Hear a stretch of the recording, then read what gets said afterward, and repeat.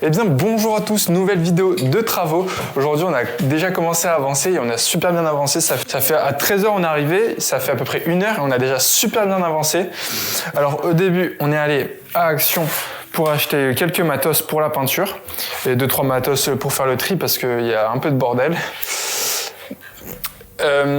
Ensuite moi j'ai commencé à travailler sur le toit et j'ai commencé à faire la partie où il y avait le pare-pluie, enfin l'autre côté où il y avait des trous dans le pare-pluie et il y avait une rangée de tuiles, enfin 2 rangées de tuiles à reboucher. Et je vais vous montrer où on en est. Et Marine, toi t'es allée à Brico pendant ce temps-là et elle a acheté. Je vais vous montrer parce qu'il nous restait, il fallait qu'on solde notre carte HDF, notre carte en Haute-France où il nous restait 120 € au final. On savait plus combien il nous restait.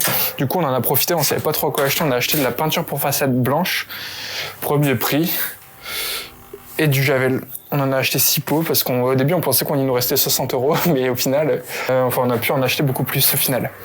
Et on va s'en servir pour refaire toute la cour, toute la partie là, le mur là, on va le peindre en blanc et on va le rehausser par la suite avec une petite déco, avec du bois, parce qu'on a trop d'intimité sur le voisin. Du coup, Marine, elle va commencer à désherber tout ça et tout mettre le mur, le nettoyer pour commencer à peindre ce mur-là. Bon, là, on le fait, mais normalement, pas pareil pour le sol, on va devoir modifier ça par la suite, mais au moins, là, il y aura une première couche dépassée et on pourra se rendre compte un peu mieux de comment ça peut rendre. Du coup, ouais, tout ça, on va le repeindre en blanc par la suite. Mais là, on va commencer vraiment par le mur. De toute façon, c'est pas le gros objectif, mais vu qu'il fallait qu'on scelle notre carte, voilà. Et du coup, vu qu'on peut pas avancer à 2 sur la façade sur le toit en même temps, il faut bien qu'on s'occupe. Alors moi, je vais vous montrer. Au début, je devais enlever les lithos pour pour bien mettre le pare-pluie. Et en vrai, j'avais qu'une petite scie de merde, alors que la fois dernière, on avait une scie oscillante, un multi-tool, ça s'appelle. Et ça allait super bien. Et là, j'avais une petite scie. Et franchement, c'est vraiment une galère à scier les lithos comme ça. J'aurais fait vraiment un travail de sagouin si j'avais commencé à faire ça. Du coup, j'ai décidé de caler le pare-pluie en dessous des lithos. Et franchement, ça a marché. J'ai déjà fait une première rangée de pare-pluie. Et il faut que je fasse la deuxième où je veux enlever les tuiles pour vraiment bien caler avec des clous. Et franchement, ça marche super bien. Franchement, je suis vraiment content parce que vu que j'avais pas le matos, pas la scie oscillante, j'ai quand même réussi à me débrouiller. Alors que je pensais pas forcément. Là, c'est l'autre partie où je vais mettre à gauche le pare-pluie. Je vais vous montrer de l'intérieur comment ça rend. Je suis vraiment content de ce début de journée. On avance super bien. En gros, c'est ça. Il y avait du jour à gauche et à droite. À gauche, j'ai commencé, fait que j'ai déjà mis le pare-pluie, on voit plus le jour. Et à droite, voilà. Et j'avais vraiment des doutes sur comment j'allais faire. Et vu que là, ça fonctionne comme ça, c'est nickel. C'est nickel, ça va vite et c'est efficace. Voilà, on vous reprend quand on a avancé. Bon, je vous laisse sur le petit timelapse de Marine qui va commencer à désherber et à nettoyer le mur. Vu que moi, je peux pas vraiment filmer en haut. C'est un peu moins intéressant. Là, vous allez voir ce petit timelapse. Alors moi, pendant ce temps-là, j'ai réussi à refermer l'endroit où il manquait 2 rangées de tuiles sur le côté à droite et j'ai remis du pare-pluie juste avant pour vraiment qu'il n'y ait pas d'infiltration et j'ai réussi à remettre les tuiles. C'était une partie assez galère parce que c'est toujours galère quand on est sur le toit, mais je suis assez fier de ça parce que j'ai réussi tout seul et assez rapidement. Eh bien bonjour à tous, nouveau jour de travaux. Aujourd'hui je suis venu tout seul, je suis venu quelques heures. Ça fait déjà 2-3 heures que je suis là et j'ai enfin réussi à terminer le serin. Je suis vraiment fier parce qu'il rend vraiment nickel. Franchement la technique de l'éponge, je la connaissais pas, la technique de l'éponge mouillée pour à la fin lisser le solin. Mais franchement c'est vraiment game changer parce que j'avais plein de vagues et c'est au final pour ça que moi j'avais fait un travail de cochon quand j'avais refait mon solin, mais là j'ai dû refaire juste une petite partie et j'ai utilisé l'éponge pour le lisser à la fin et franchement ça rend vraiment nickel. Je suis vraiment super content. Je vais vous montrer. Bon d'ailleurs il y a aussi le mur là qui est peint. Il y a une première couche qui a été faite. Hop, là pas encore. Il faut que Marine elle termine. Parce qu'on a un petit projet de rehausser le mur avec des planches de bois et le reste du mur sera blanc. Bon, il faudra qu'on peigne ou qu'on rebouche dans les petits creux. Il faudrait qu'on essaye aussi avec le pistolet à peinture pour peindre vraiment dans les petits creux et reboucher à l'enduit aussi vraiment les trop gros creux.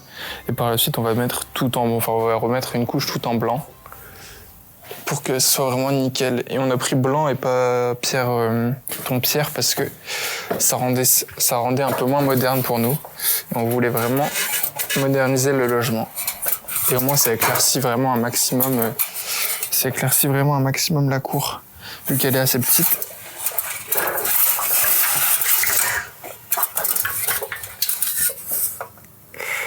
Alors voilà le Solin. Bon là j'ai pas encore tout nettoyé parce qu'il est en train de sécher. Mais franchement il rend vraiment nickel.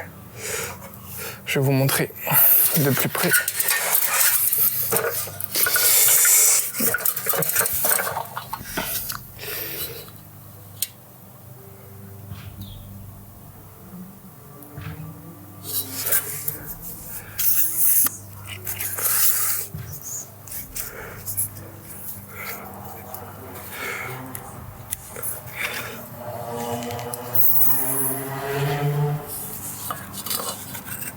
Ça, vous pouvez voir par exemple, parce que c'est une partie que j'ai faite, que j'ai pas cassée, et on voit qu'il a été beaucoup moins bien lissé.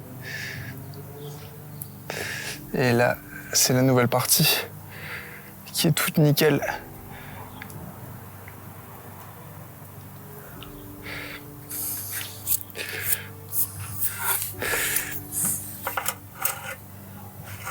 Du coup, c'est super. Enfin, ça te fait. Je vais pouvoir commencer à peindre 2-3 couches aussi de produits spécial Solin Hydrofuge pour que ça soit vraiment périn dans le temps. Pour que ça tienne vraiment un maximum dans le temps et que ce soit vraiment le mieux hydrofuge. Parce qu'au final, les solins en béton, c'est pas forcément ce qui est le mieux. Le mieux, c'est des solins en zinc. Mais bon, c'était pas non plus la même technique à faire. Ça, pour moi, c'était un peu plus de technique.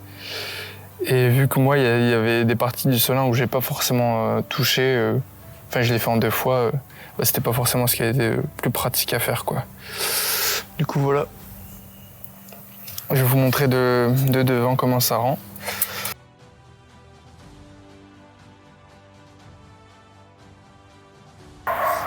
Du coup voilà le Solin qui a été peint.